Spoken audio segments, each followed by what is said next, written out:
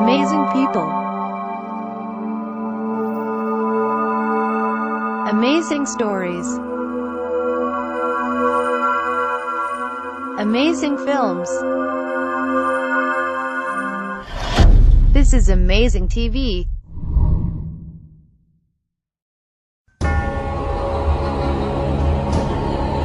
The man who will start a world war goes by many names. Lucifer, Mephistopheles, Beelzebub. He has corrupted souls, waited for millennia. Now, Satan's time has finally come, and his army of the damned is being assembled. Winner takes all. For thousands of years, prophets around the world have predicted the end of days. More than one suggests the apocalypse is fast approaching. We call this theoretical convergence between doomsday prophecies and today's events the Nostradamus effect.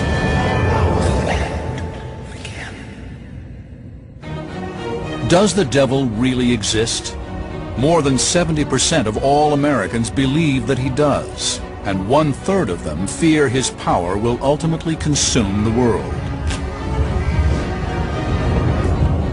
Biblical prophecies predict that Satan will seize power in what is known as the end times.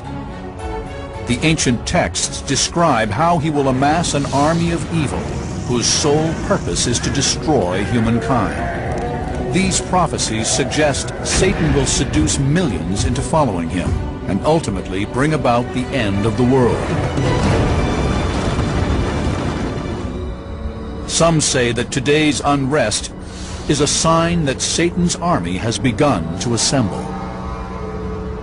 Rising violence, not just between nations, but within societies all over the world, is one of the greatest signs, perhaps the greatest, that we're at the very end of the age, and it will grow much worse. The scripture says the whole world lies in the lap of the evil one. Does Satan actually exist? Is he possibly orchestrating our demise? Do other ancient cultures suggest similar evil figures, tempting us to commit wrongful acts? And could Satan, in one of his many guises, assemble an army of lost souls at the biblical Armageddon, a place where the world as we know it ends in annihilation?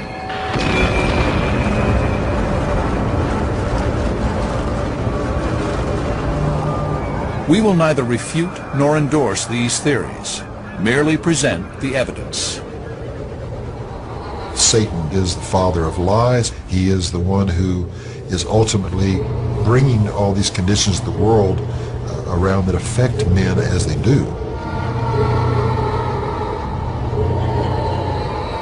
Satan appears in early Judaic texts as an agent of God whose sole purpose is to tempt mankind into sin. But many Christians believe Satan is a fallen angel who was once loyal to God, and in the ultimate act of vengeance is now conspiring to overthrow his kingdom. Here's God occupying the top spot in the cosmos, and Satan doesn't like that. He can't stand it. His pride won't let him accept that. So arrogance and pride, those are the hallmarks of Satan throughout the ages.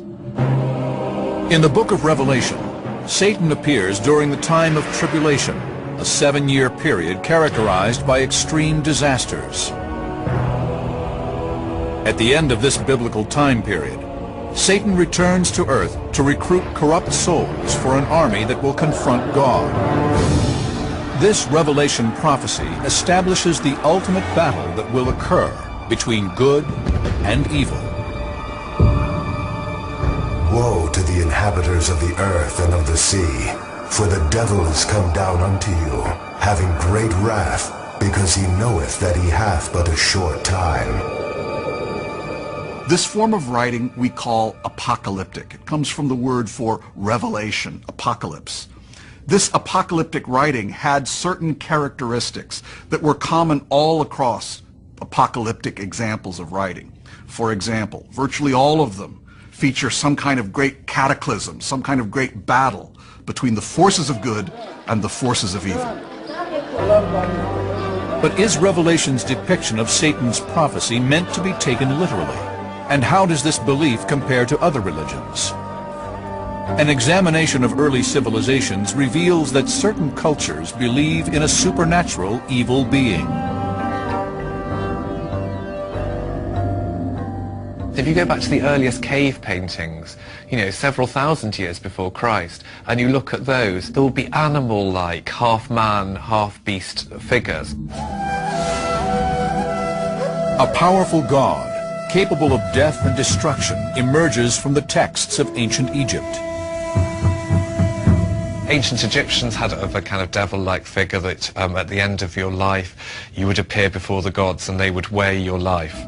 The goodness in your life had to outweigh a feather. If it didn't, you were cast off into some form of darkness. And what of Islam? Does this global faith, 1.5 billion strong, have a satanic figure that orchestrates the end of days? Satan in the Islamic tradition is known as Iblis. And Iblis is different than the devil in Christianity in that he is not a fallen angel. He is a separate type of creation known as a demon spirit or a jinn. According to the Quran, Islam's holiest text, this demonic spirit corrupts humanity and brings down God's wrath upon the world. There are signs that the Day of Judgment will come. There'll be all kinds of catastrophes.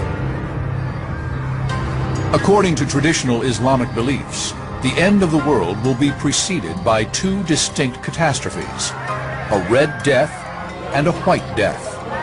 Before the Qiyams rise, two deaths will occur, one death red and the other white.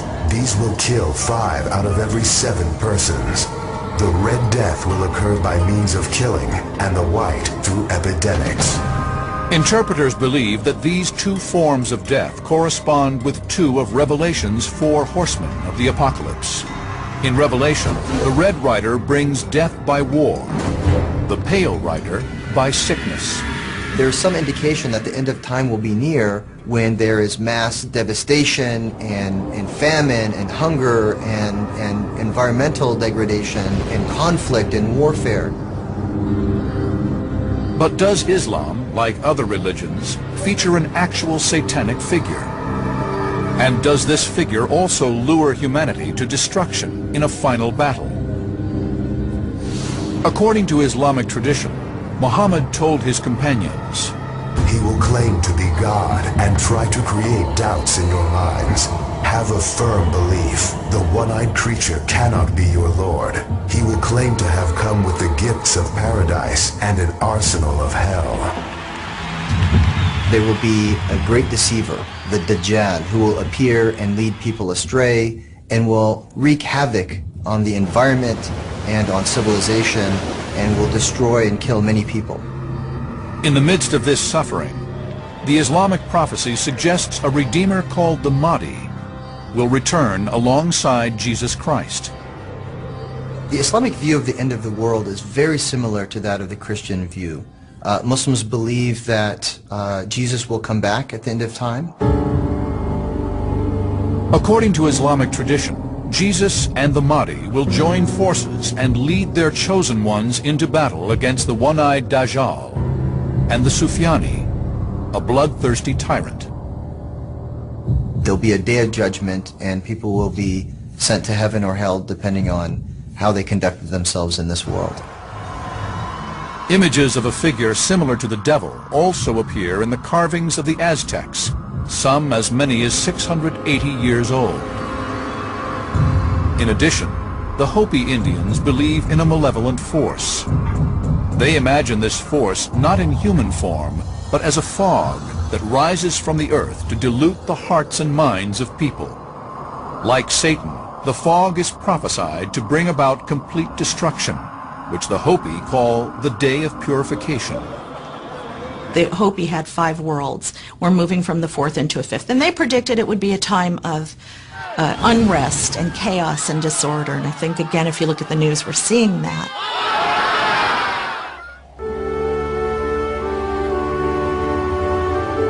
The Hopi Doomsday Prophecy gained attention in 1958 when a minister driving along an Arizona highway offered a ride to a Hopi elder.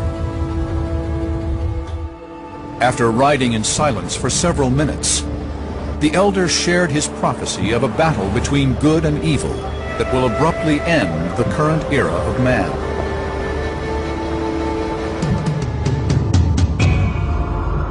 The world shall rock to and fro. The white man will battle against other people in other lands with those who possess the first light of wisdom. There will be many columns of smoke, and fire will cause disease and a great dying. Some interpreters of the Hopi prophecy say the white man could refer to Western nations, and that those who possess the first light of wisdom may refer to the world's earliest civilization in Mesopotamia, now the site of Iraq. But there was more to the Hopi prophecy. You will hear of the sea turning black, and many living things dying because of it. They also predicted that there would be an astronomical event. You will hear of a dwelling place in the heavens that shall fall with a great crash. It will appear as a blue star. Now, we don't know exactly what year they were referring to. They were not that specific, but they did also say that at this time of chaos, what would follow would be the return of the Great White Brother, union, harmony, similar to the New Testament Revelation where, hell would be followed by heaven. Both the Hopi prophecy and the Bible suggest that man's demise will be triggered by God's effort to purge the world of evil. For many, the similarities between the prophecies of Islam, the Hopi, and Christianity are more than coincidence. Some believe they are evidence that one supernatural figure of evil exists to lead the world toward a final cataclysm. A cataclysm that may take place here, in the very heart of the Holy Land. Ancient texts suggest that Satan will lead an army of evil against Jesus and God's forces on earth, and that this battle will lay waste to the world. If so, that final battle, according to biblical prophecy, may take place here, Jerusalem, Israel. For millions, it is the world's holiest city. Here, three great religions have converged: Islam, Judaism, and Christianity. According to one biblical prophet, Ezekiel, Jerusalem is where a great destruction will take place. His prophecy, dated around 586 BC, is recorded in the Old Testament. I will bring them out from the nations and gather them from the countries, and I will bring them into their own land. God said throughout the Old Testament that in the last days, I will draw my people from the four corners of the earth back to the land of their forefathers, Palestine. This roughly 40-mile wide stretch of land between the Mediterranean Sea and the River Jordan has been besieged by violence and war since the dawn of man. The United Nations established land for a state of Israel here in 1947, and the Jewish people who populate this tiny nation have struggled to survive ever since. The Bible says that God set Jerusalem at the center of the nations and placed the rest of the nations around her. I describe Israel as the epicenter of the world, Jerusalem as the epicenter of Israel, and the Temple Mount as the epicenter of Jerusalem. Those who accept Ezekiel's prophecy that Israel marks the site of our ultimate doom also look to another Old Testament prophet, Zechariah. In 518 BC, he recorded his prediction that Israel would regain the city of Jerusalem. On that day, the Lord will shield those who live in Jerusalem, so that the feeblest among them will be like David, and the house of David will be like God. Israel captured East Jerusalem in 1967 in what has come to be known as the Six-Day War. Some believe this pivotal event precipitates the beginning of the end, one step closer to Satan's reign on earth. A third biblical prophecy offers yet another sign of the end times. It is from the book of Daniel, written over 2,000 years ago. In the days of these kings shall the God of heaven set up a kingdom which shall never be destroyed. Some Bible scholars interpret this to mean Christ would return during the time of the Roman Empire to defeat Satan. But that vast empire collapsed over 1,500 years ago. However, some say that Daniel's prophecy refers to our own time and the modern descendants of ancient Rome. They point out that in 1993, nations and kingdoms that were once part of the Roman Empire reassembled into the European Union.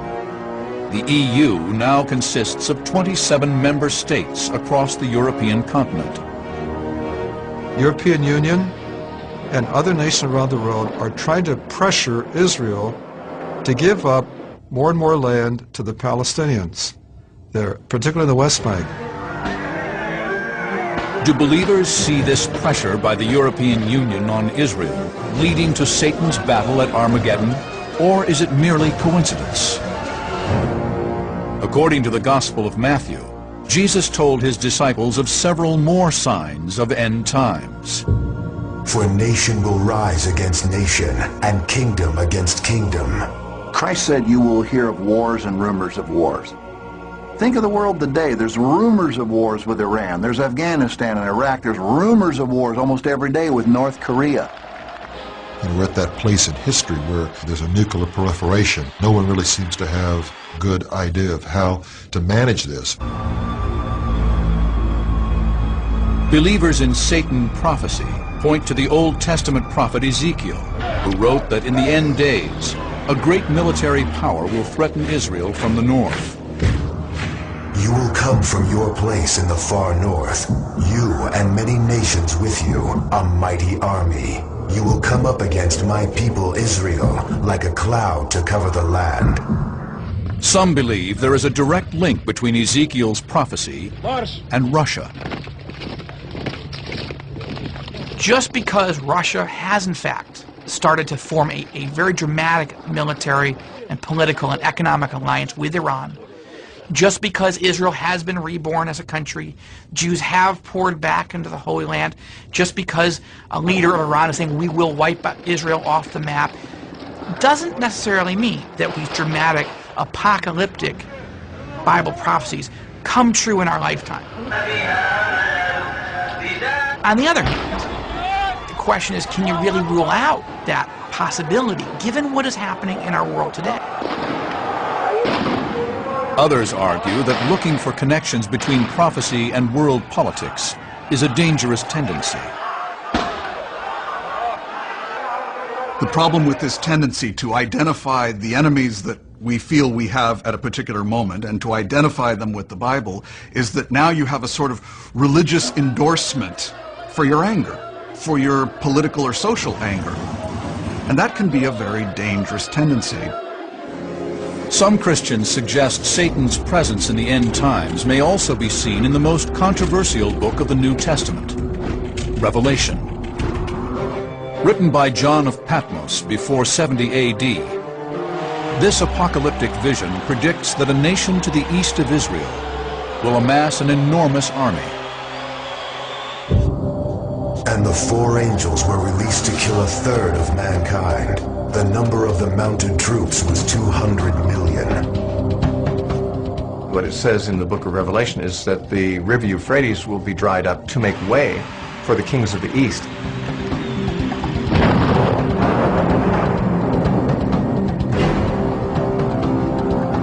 Assuming he exists, how will Satan gain such power?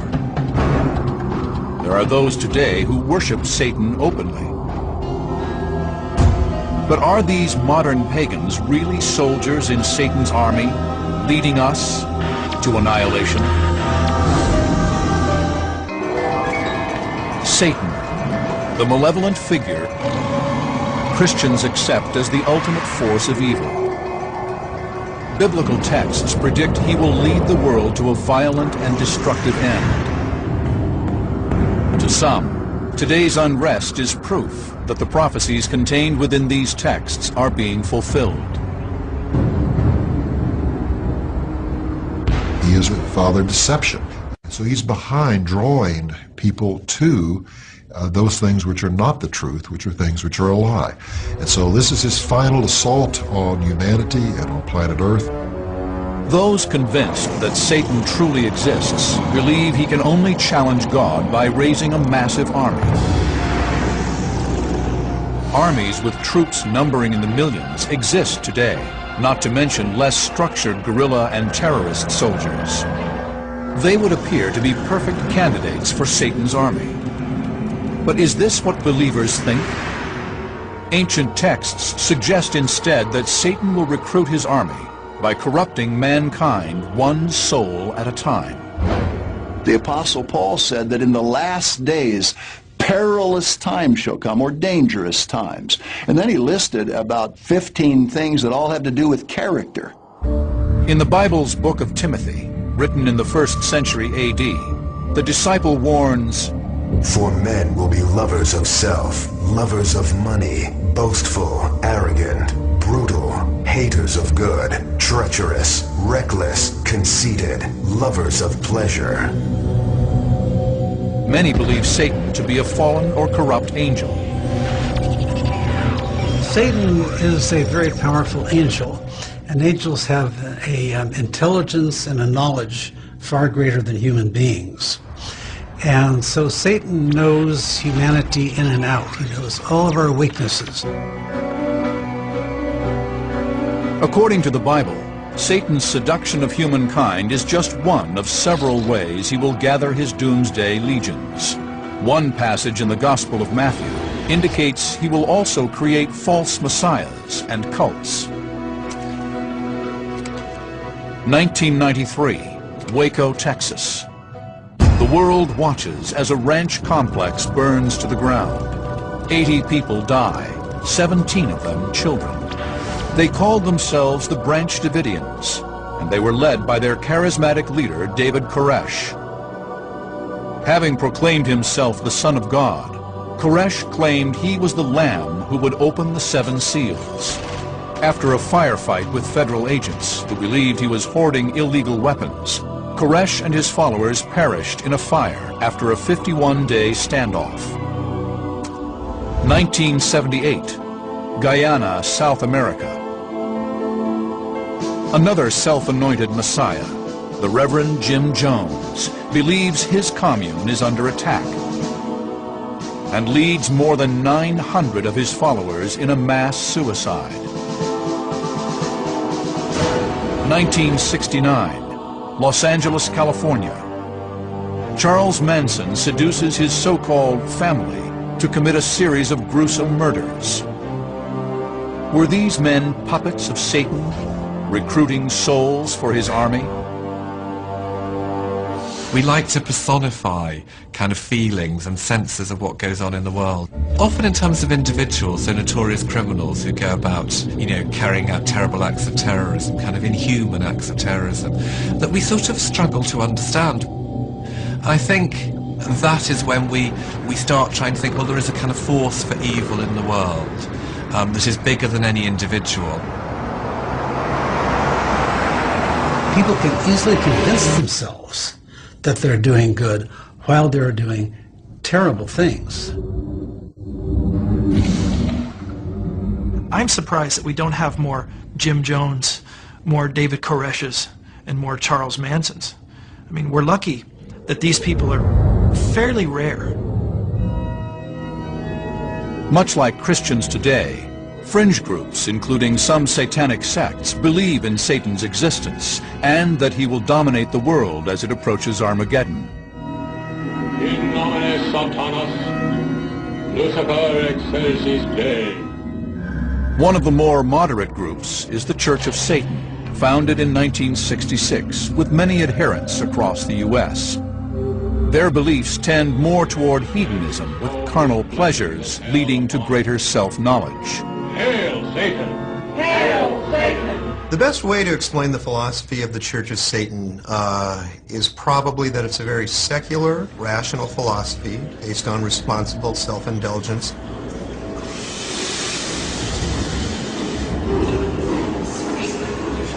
Its core, it's certainly atheism. There's no faith in it. There's no God. It's all based on human nature and really human behavior. But Christian believers counter that in the end of days, Satan will exact a high price from those he seduces, enslavement in his army of evil. Some also believe that those whom Satan cannot seduce, he will control by demonic possession. In my own evaluation of cases or alleged cases of demonic possession, at some point always there is a willingness of the person to allow the evil to enter in. He or she gets lost in that darkness.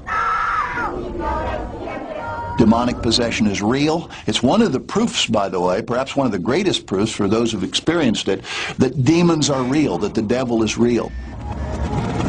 According to a recent study by Fordham University, exorcism is more readily available today than perhaps ever before. In 2007, Pope Benedict XVI ordered his bishops to establish teams known as exorcism squads to stop what the Catholic Church believes is Satan's rising influence. There was a special school set up in Rome to help in the training of exorcists. But many doubt that demonic possession is real. There are not very many cases of legitimate exorcism going on today. Exorcisms used to be more common because we didn't know very much about human psychology and how the unconscious can trick us. Even so, certain Christian believers accept that demonic possession is valid. And they fear that Satan continues to use it to gather his army. According to some of these believers, there are more gruesome examples of Satan on earth. They point to the rise in cases of ethnic cleansing, a euphemism for the persecution or massacre of a select population. During a 3-month period in 1994, the Hutu-led militia in Rwanda killed about 800,000 Tutsis in what has been called the Rwandan genocide. For those who believe in the existence of Satan, such shocking events seem possible only through his direction. Satan teaches us many things. The first thing that he teaches us that he's returning. And we are to provide an army for his return. Whenever there is evil, genocide, atrocities that are committed, violations of human rights, destruction of the environment, all of these are evil deeds. And evil, in its essence, is rooted in the teachings of Satan and those who follow his temptations. Believers in biblical prophecy suggest that before Satan can implement his plan to wipe out mankind, he will need to enlist the help of 2 lieutenants into his army. Together, they will become an unholy trinity, and their communion will be one of the last signs that Armageddon is at hand.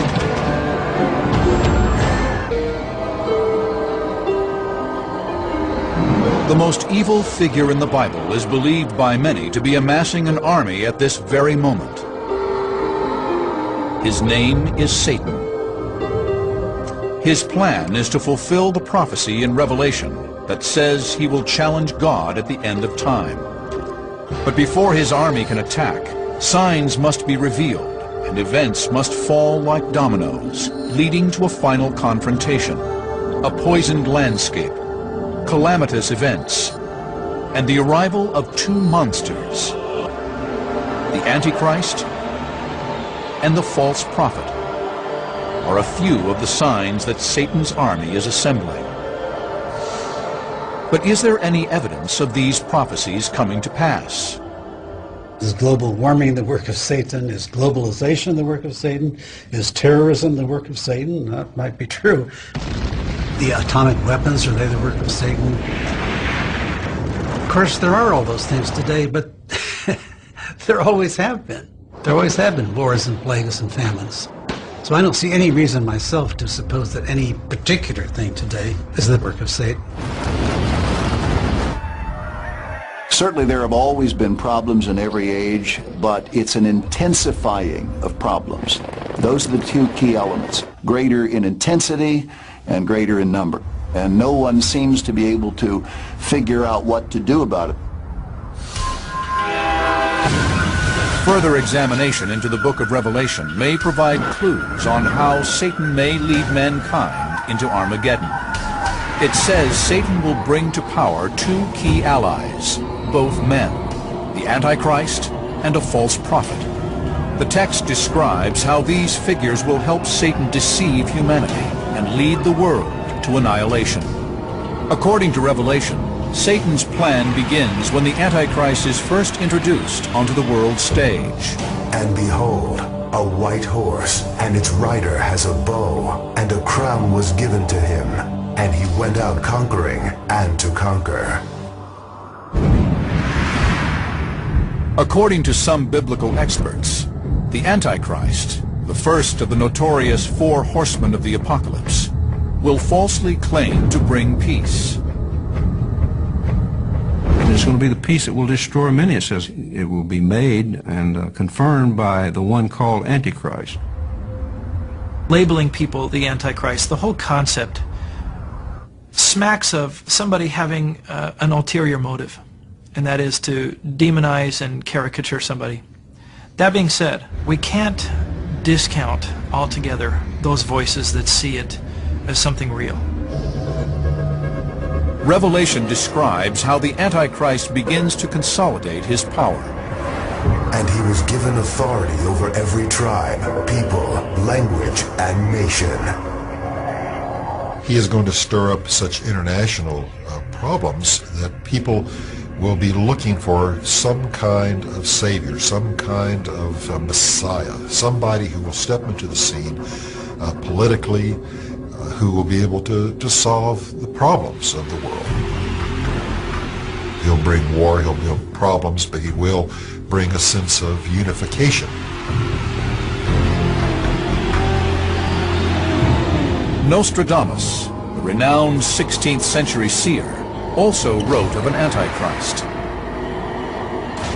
In one quatrain written in 1555, Nostradamus seems to be describing the same Antichrist depicted in Revelation.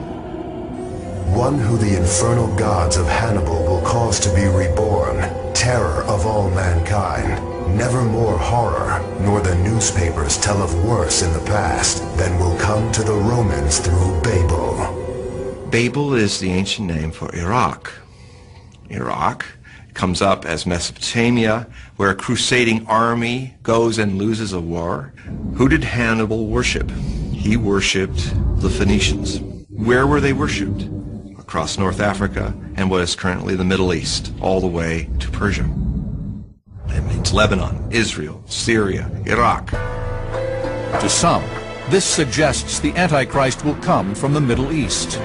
One who the infernal gods of Hannibal will cause to be reborn. The Antichrist is probably here. And this man may not even know he is the Antichrist. Christians have to consider the reality of a possible Antichrist. However, we have to keep in mind we're dealing with apocalyptic literature. What they're trying to express is a feeling, a sentiment, and they're speaking through imagery. It's analogy, it's symbol, it's metaphor. Even so, the ancient text of Revelation suggests another puppet of Satan must appear to prepare the way for Armageddon. The Bible calls this second evil emissary the false prophet. He gives a man who is called his false prophet the ability to do pseudo-miracles and signs and wonders so that he deceives the nations at this point.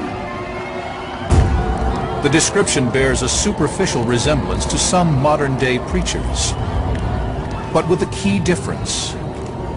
Revelation describes that by performing a miracle, the false prophet will trick the world into worshiping the Antichrist, whom the text also calls the beast.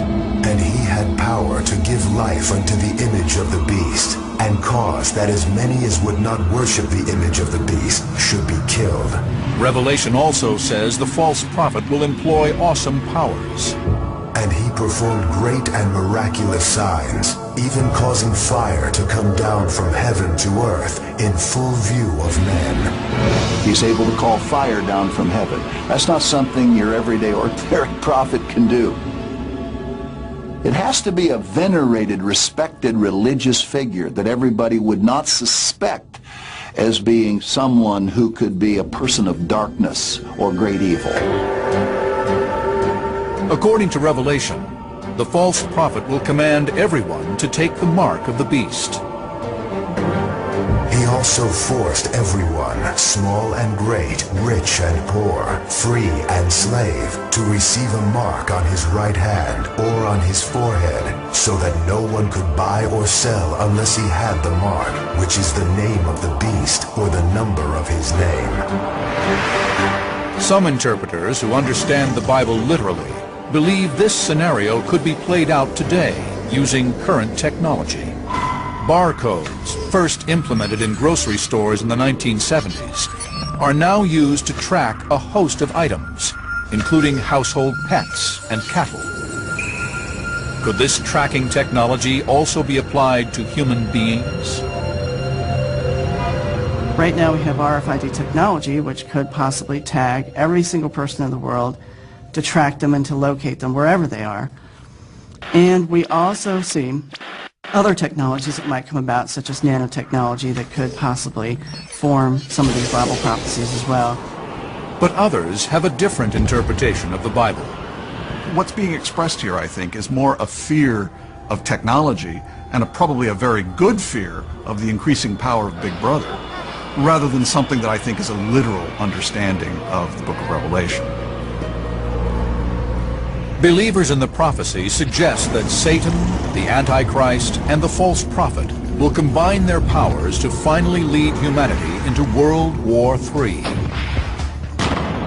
The devil will have no problem finding people. He can stir up again through his spirit whole armies, and Revelation says he will. Will Revelation's prophecy come true, dooming most of the world's population in a final battle with Satan's army? As the hour of Armageddon approaches, the last dominoes prophesying the end times will fall.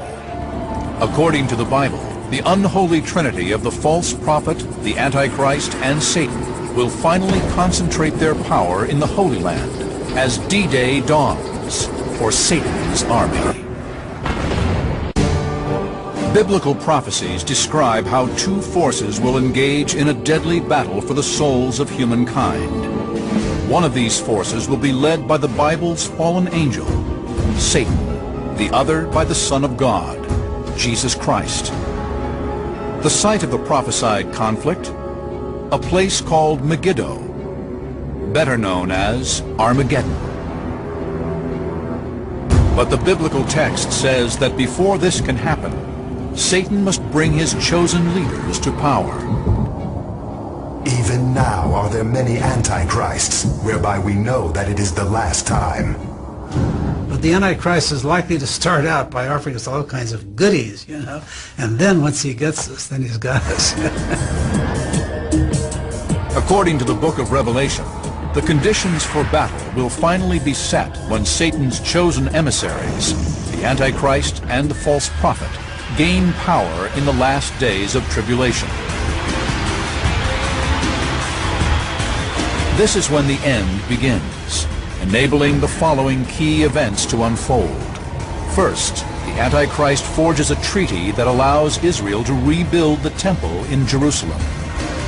Now, the Antichrist, on Satan's behalf, declares himself to be God and moves into the rebuilt temple. He takes his seat in the temple of God, proclaiming himself to be God. And this is what Satan always wanted, was to be exalted and made like God, or worshipped as God. According to Revelation, the Antichrist and the false prophet will launch a reign of terror, killing all who oppose them. In response, God will challenge Satan's followers with a series of disasters, each more terrible than the last. One passage from the text describes how a falling star will cause 1/3 of all water to become poisoned. And a great star, blazing like a torch, fell from the sky on 1/3 of the rivers and on the springs of water.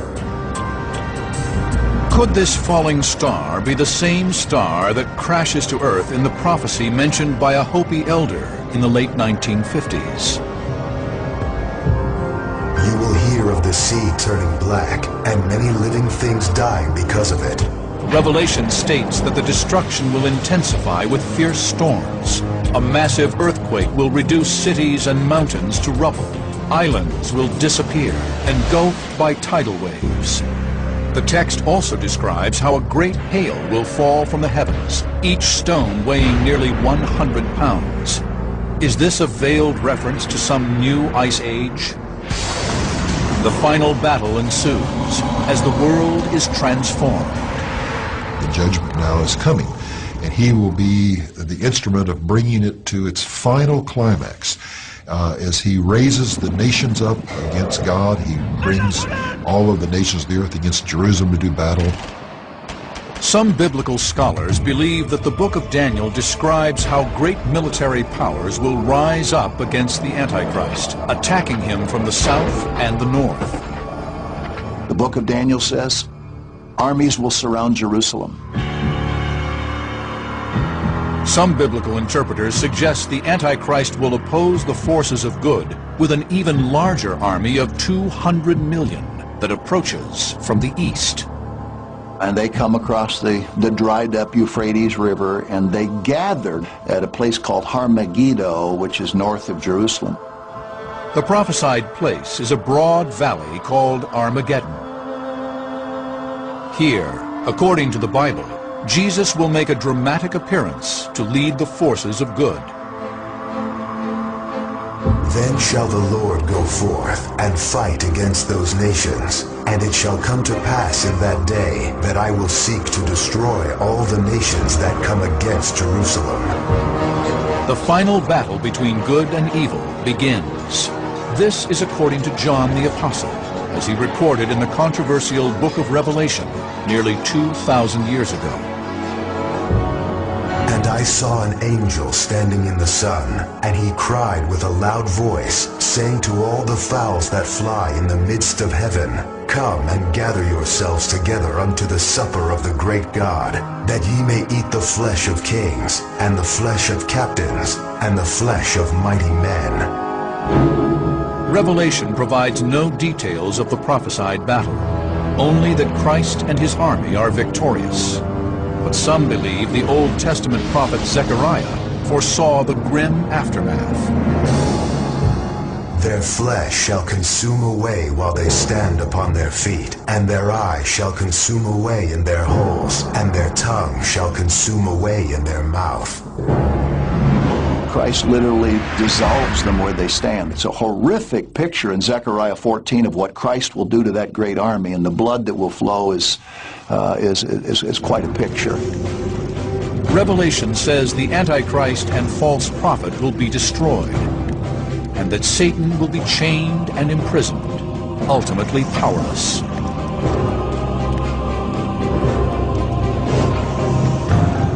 And then finally, at the very consummation of the age, he will be consigned to the lake of fire, which is really hell itself. The prophecy culminates with Christ ruling on earth in peace for 1,000 years. If, according to prophecy, the end has already begun, some believe we should also look to the prophets for guidance on how to prepare for that day. Muhammad, the prophet of Islam, taught his followers to live in this world as if you're going to live forever, but prepare for the meeting with your Lord as if you're going to die tomorrow. In Matthew chapter 25, the message is about how we're to live our lives. It means take care of each other. It means have compassion. It means to work for peace and justice. Prophecy makes us realize our own potential, good and bad. they force us to come to terms with which path are we going to take. Are we going to line up behind the forces of evil and destruction? Or are we going to line up behind the forces of good?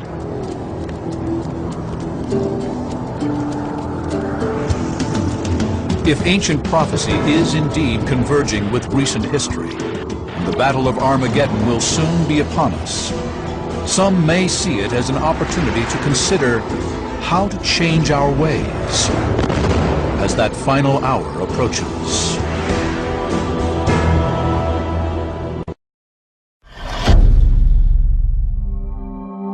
Thank you for watching The Amazing TV. Don't forget to subscribe.